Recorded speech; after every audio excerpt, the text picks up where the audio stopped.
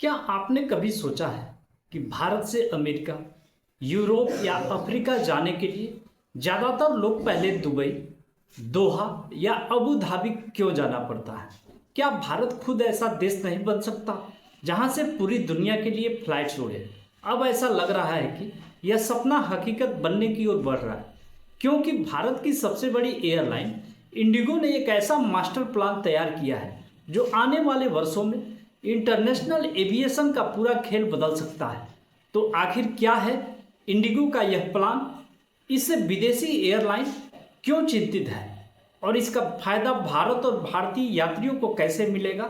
आइए जानते हैं। आप देख रहे हैं बेसिक फैक्ट। अगर आपको एविएशन और दुनिया की रोचक जानकारी पसंद है तो वीडियो को लाइक करें और चैनल को सब्सक्राइब करना न भूलें। तो चलिए शुरू करते हैं। आज भारत दुनिया के सबसे बड़े एविएशन मार्केट में से एक है।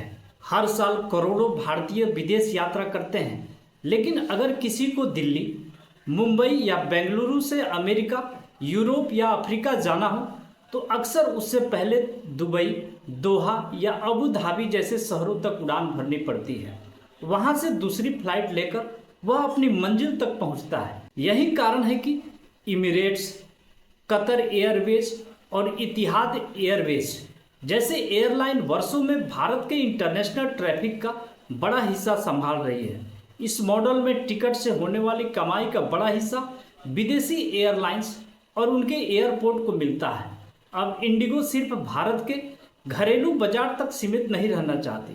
कंपनी का लक्ष्य है कि भारतीय यात्रियों को विदेश जाने के लिए ज़्यादा से ज़्यादा भारतीय एयरलाइन का विकल्प मिले। इसी दिशा में इंडिगो तेजी से अपने इंटरनेशनल नेटवर्क का विस्तार कर रही है।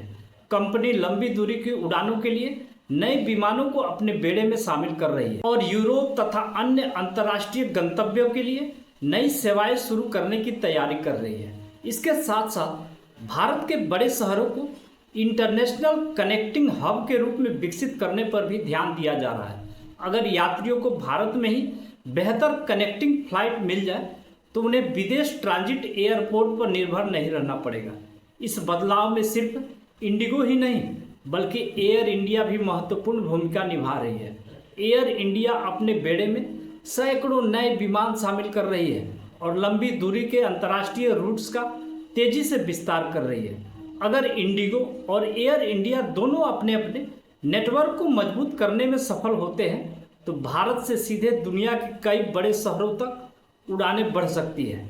इससे भारतीय यात्रियों के पास ज़्यादा विकल्प होंगे और कंपटीशन बढ़ने से टिकट की कीमतों पर भी पॉजिटिव असर पड़ सकता है।